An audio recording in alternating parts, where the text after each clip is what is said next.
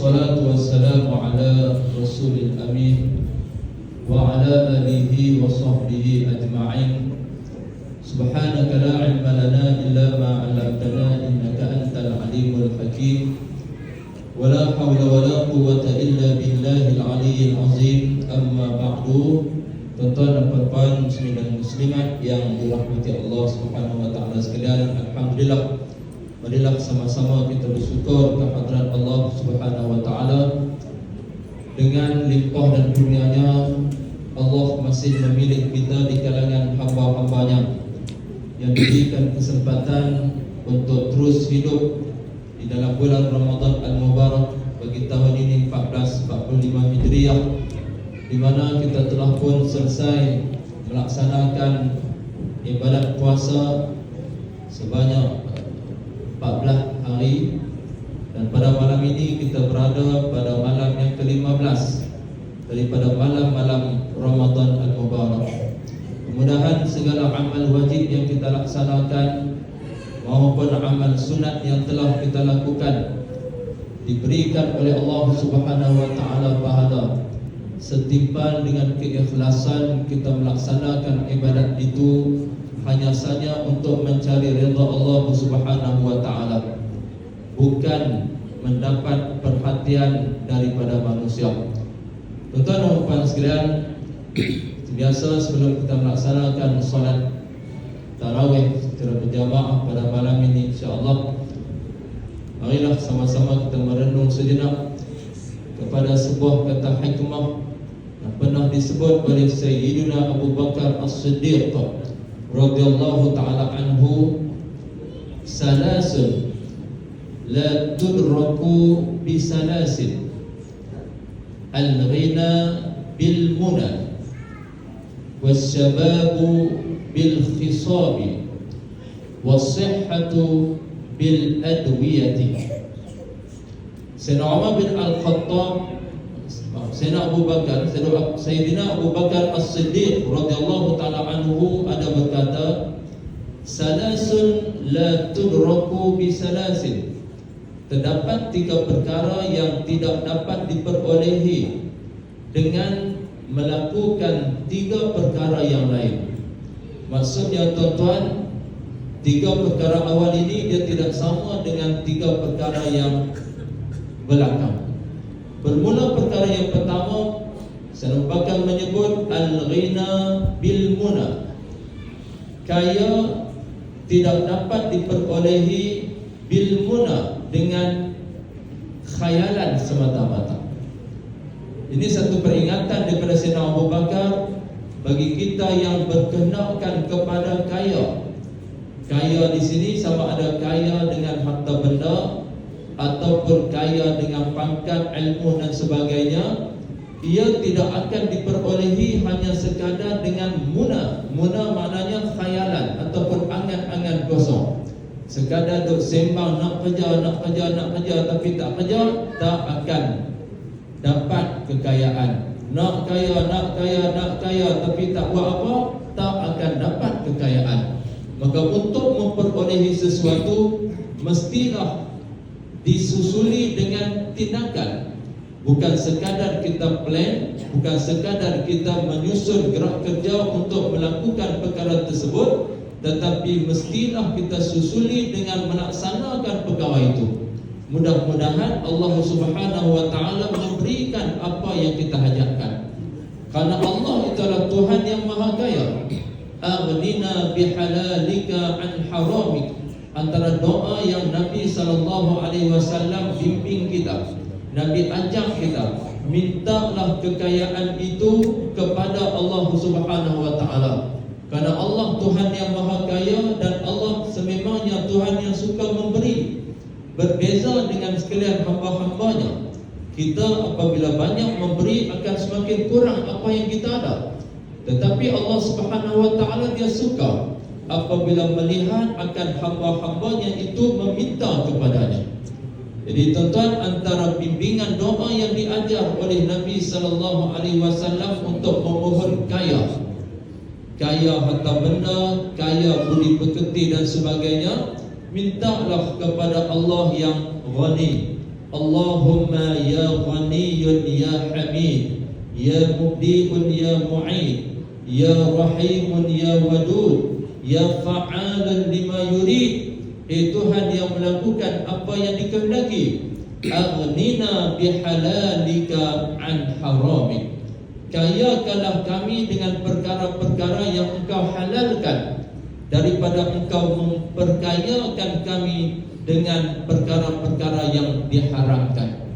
Minta agar Allah Ta'ala kayakan kita dengan perkara-perkara yang halal, dalam bentuk makanan, dalam bentuk minuman, pekerjaan, apa sahaja yang kita nak, biarlah ia adalah merupakan perkara yang halal, kerana perkara yang halal itu akan membantu di dalam meningkatkan ibadah kepada Allah Subhanahu wa Ta'ala. Ini perkara yang pertama, tuan.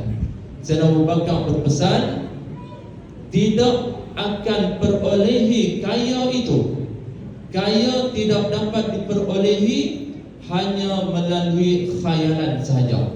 Maknanya, nak kepada kekayaan mestilah disusuli dengan amalan, disusuli dengan tindakan, insya-Allah. Yang kedua, wasyababu bil khisabi, keremajaan. Wasyababu bil khidab, bukan khisab, khaddad, bil khidabi, wasyababu bil khidabi, keremajaan tidak dapat diperolehi dengan hanya mewarnakan rambut. Beliau menyebut pula tentang asyabab, kerana nikmat syabab, remaja itu adalah nikmat yang seketika sahaja. Dan sememangnya di waktu remaja inilah disebut sebagai zaman kegilaan seseorang, ialah di waktu zaman remaja. Sehingga ada filem Melayu tajuk dia Gila Remaja. Jarang jumpa filem Gila Tua. Gila remaja tu ada, kerana di waktu remaja memang kegilaan kita kepada suatu amat tinggi. Nak yang nu, nak yang ni, nak yang nu, nak yang ni. Tapi apakan daya, di waktu remaja bukan ada apa-apa lagi. Kekayaan tak ada, pangkat tidak ada, cuma ada semangat saja. Nak. Tapi sukar untuk dapat. Walaupun sukar, dia duk nak juga. Di waktu kita tua pula, tuan-tuan, kekayaan ada, pangkat ada, apa tak ada abang? Sehat pula tak ada. Sehat pula tak ada. Umur 60 tukar dengan pincin harta benda banyak belakang. Nak yang nu, nak yang ni boleh, tapi tak sehat, tak dapat juga. Bermakna sesuatu yang kita ada itu adalah bersifat dengan sementara semata-mata. Jadi yang kedua, Sayyidina Abu Bakar pesan, tidak akan diperolehi, yakni keremajaan tidak dapat diperolehi dengan hanya sekadar mewarnakan rambut. Kerana perubahan demi perubahan akan berlaku kepada diri kita. Sekurang-kurangnya perubahan itu, tuan-tuan, daripada kanak-kanak kita akan, daripada bayi kita akan menjadi kanak-kanak. Daripada kanak-kanak tu pula sampai umur 12 tahun jadi pula remaja. Lepas remaja dewasa, lepas dewasa tua, lepas tua tu pula dia kata tua bangka, lepas tua bangka tapi mana dah mati. Itulah perjalanan kehidupan kita yang disebut dengan sunnatullah. Allah Ta'ala telah programkan sedemikian kehidupan kita. Jarang kita bertemu orang kulit umur dia 200 tahun. Kalau ada, kira rekod lah. Minggu lepas hari Jumaat di kampung Qaryah Tanjung Musa, hampir dengan qaryah saya di sebelah Rostak tu, hampir 100 tahun lebih, 103 atau 104 tahun. Orang yang tertua dia kata telah meninggal dunia di Qaryah Tanjung Musa. Teratur yang boleh pergi pun 100 tahun. Kita lagi 40, mana tak lama dah nak sampai 100 tu. Kalau Tuhan bagi sampai 100, umur 50 penyakit bukan 3 serangkai, 8 serangkai dah, mana kata 8 nak sampai. Jadi tuan-tuan, itu semua adalah satu fitratullah, satu ketetapan daripada Allah Ta'ala yang kita tidak boleh untuk ubah. Kadang-kadang ada di kalangan manusia yang sudah sampai kepada tahap 40 tahun, 50 tahun, di waktu itu akan menampakkan perubahan pada dirinya. Yang dahulunya mata terang, kemudian sekarang mata sudah menjadi kabur. Rambut dahulunya hitam, sekarang telah berubah menjadi putih. Gigi dahulunya tersusun elok, sekarang terapuk sana sini, tak ada. Itu semua sebagai tanda perubahan demi perubahan. Kalau kita nak kembali semula kepada keremajaan, nak bagi cekam balik, boleh. Tarik dia, cucuk hak ni nak pergi cekam muka, tetapi tenaga dalam kita pun akan jadi kurang juga, tuan. Kurang yang akhirnya semua akan habis, kembali semula kepada Allah Subhanahu wa taala. Maka Sayyidina Abu Bakar As-Siddiq pesan kepada kita, keremajaan tidak dapat diperolehi dengan mewarnakan rambut. Maksudnya di sini dia nak ajak kepada kita, redalah, terimalah dengan perubahan demi perubahan yang berlaku pada batang tubuh kita. Yang sepatutnya kita kena tengok yang lebih besar, perubahan terhadap amalan kita, ibadat kita. Karena itulah yang akan menjadi modal untuk kita persembahkan kepada Allah Subhanahu wa taala. Kecantikan itu bukanlah kepada pakaian yang menghiasi badan kita, akan tetapi kecantikan itu ialah jamalul ilmi wal adab. Cantiknya ilmu yang ada pada diri kita dan cantiknya adab, yakni akhlak-akhlak yang mewarnai akan kehidupan kita. Kalau di waktu remaja akhlak elok, waktu tua beradab dia hebat, subhanallah, nescaya dia akan disayangi oleh sekalian manusia dan dia akan mendapat cinta daripada Allah Subhanahu wa taala. Baik. Dan yang ketiga, wasihhatu bil adwiyati. Sihat tidak dapat diperolehi dengan ubat-ubatan semata-mata. Ini yang ketiga, yaitu nikmat sihat. As-sihhatu qabla maradi, sihhatuka qabla maradi. Dalam hadis yang senantiasa kita diingat-ingatkan oleh baginda sallallahu alaihi wasallam agar kita merebut 5 peluang sebelum datangnya 5 peluang yang lain. Antaranya ialah rebutlah masa sihat kamu sebelum datangnya masa sakit kamu. Kita akan menerima sihat dan kita juga akan menerima perubahan yang namanya sakit. Kena bersedia ke arah itu. Apabila sakit, Allah Subhanahu wa taala berikan kepada kita jalan untuk kita ikhtiar agar memperolehi kesembuhan. Dan sesungguhnya Allah itulah yang akan memberikan kesembuhan. Yang ada pada diri kita ialah berikhtiar semata-mata. Seperti mana Allah Ta'ala berfirman, wa idza maridtu fahuwa yashfin. Dan apabila aku sakit, aku di sini kembali kepada kalam Nabi sallallahu alaihi wasallam. Apabila aku sakit, maka Allah itulah yang akan memberikan kepadaku kesembuhan. Maka ikhtiar yang kita lakukan itu untuk memperolehi kesembuhan, biarlah ia bertepatan dengan kehendak Allah Subhanahu wa taala, dan letakkan keyakinan bahawa yang memberikan kesembuhan adalah Allah. Melalui asbab aku makan Panadol, melalui asbab doktor tu ubat, melalui asbab doa daripada ustaz tu, melalui asbab bacaan Yasin ahli qaryah, alhamdulillah aku sakit kecil manis lega, kecil jadi kecil masak dah.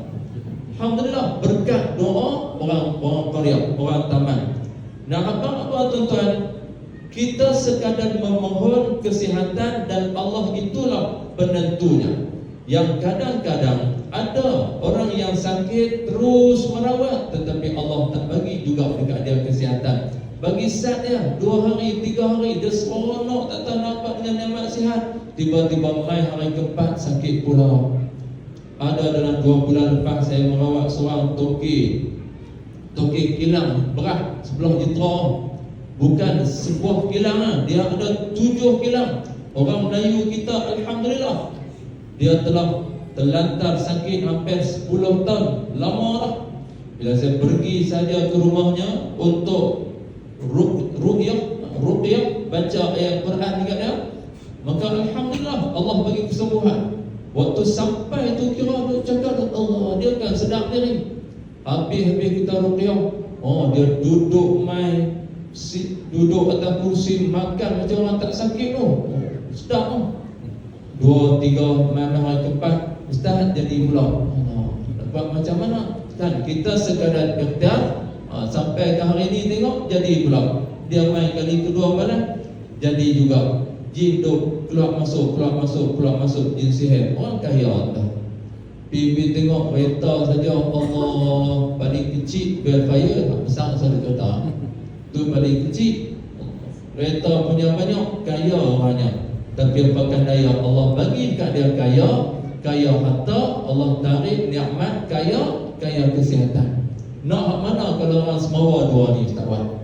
Tak wan kata nak hak sihat kan. Sihat tu menyebabkan mudah kita buat macam-macam. Nak pergi sana mudah, nak pergi sini mudah, nak kenal kawan pun mudah dengan nikmat sihat tu. Tapi apakah daya, sihat ini adalah nikmat seketika. Sementara Tuhan bagi tuan-tuan, maka gunakanlah ia dengan sebaik mungkin, yakni ke arah meningkatkan ibadah kepada Allah Subhanahu wa taala. Sebab itu antara doa yang Nabi bimbing dekat kita, elok sangat-sangat kita baca di antara selepas daripada sembahyang qabliyah dan sebelum iqamah. Minta antara doa yang masyhur, Allahumma inna nas'aluka al-afwa wal-afiyata wal-mu'afata daimah fid dunya wal akhirah.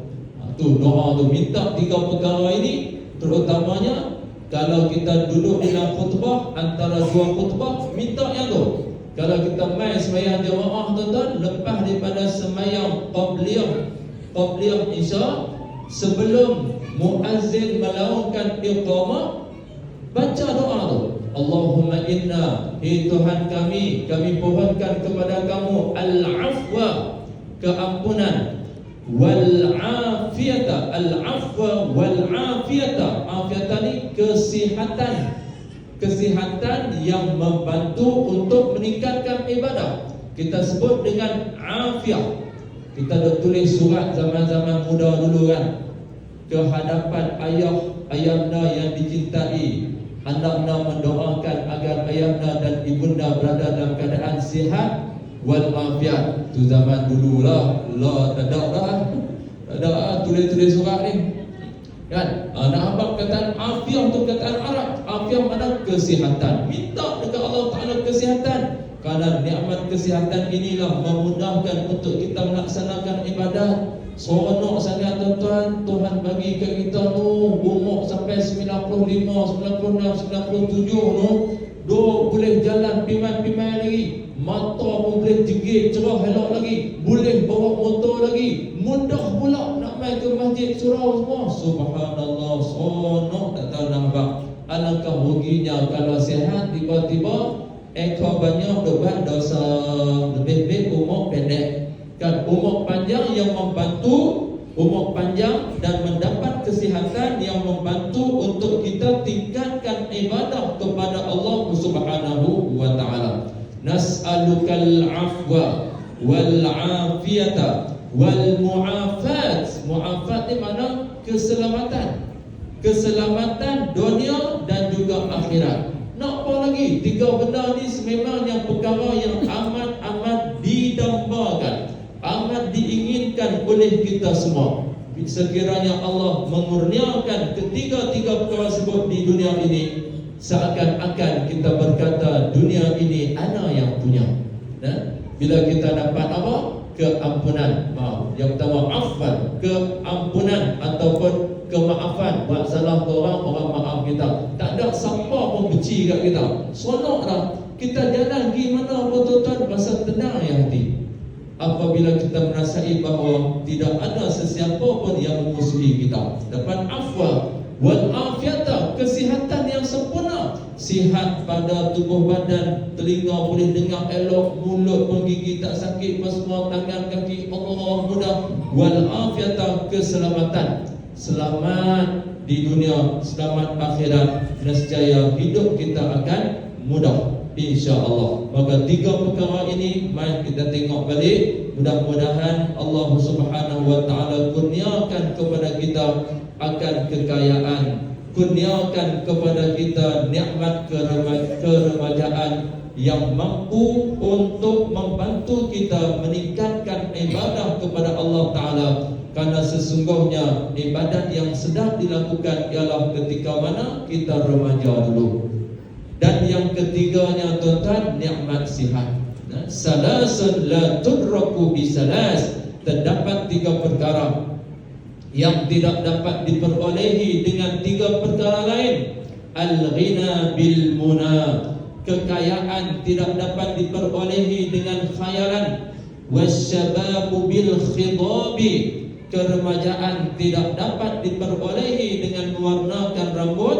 Wasihhatu bil adwiyati, dan kesihatan tidak dapat diperolehi dengan ubatan semata-mata. Hada wa billahi taufiq. Cukup sekadar itu untuk renungan kita bersama. Mudah-mudahan Allah Subhanahu wa taala memberikan kekuatan kepada saya tuan-tuan dan puan untuk qiyam, yakni mendirikan malam sakit-baki malam Ramadan. Mana malam ini malam ke-15 dan malam esok 15 malam 16 kita akan masuk ke nisfus sani. Malam ni makna kata malam terakhir nisful awal. Nisful awal ni makna separuh masa pertama. Main bola pun ada separuh masa pertama, separuh masa kedua. Dalam bulan Ramadan tuan-tuan ada nisful awali dan nisfus sani. Nisful awal malam ni malam lah. Malam esok kita akan masuk nisfus sani min Ramadan. Nisfus sani ni makna hari 15 malam 16. Hari 15 malam 16. Maka dalam sembahyang witir kita akan minta kepada Allah Subhanahu wa taala ditambahkan dengan autiru wa majidu wa azimu wa qnutu. Kita akan berkunut pula pada malam esok. Malam ni dah lagi. Sebab tak cukup lagi nisful awal. Mana nisful ni setengah. Cuma Ramadan ni dia tak ada tambahan masa lah. Kalau bola ada tambahan masa. Tambahan masa. Setelah nak habis 29 dia tak lutut. Ada pula Ramadan tambahan Ramadan punggau dia. Bola ada tambahan masa, tetapi dalam bab Ramadan dia sama ada 29 ataupun 30. Maka ditetapkan nisful awal hingga 15. Malam ni 14 malam 15, malam esok 15 malam 16. Maka kita akan minta tambahkan lagi, minta agar Allah berikan kepada kita hidayah. Allahumma hdini fiman hadait, karena hidayah itulah yang akan memberikan kepada kita kekuatan untuk kita bukan sekadar tahu tetapi mahu. Orang yang dapat hidayah ni apa? Orang yang dapat tahu dan dia dapat juga mau.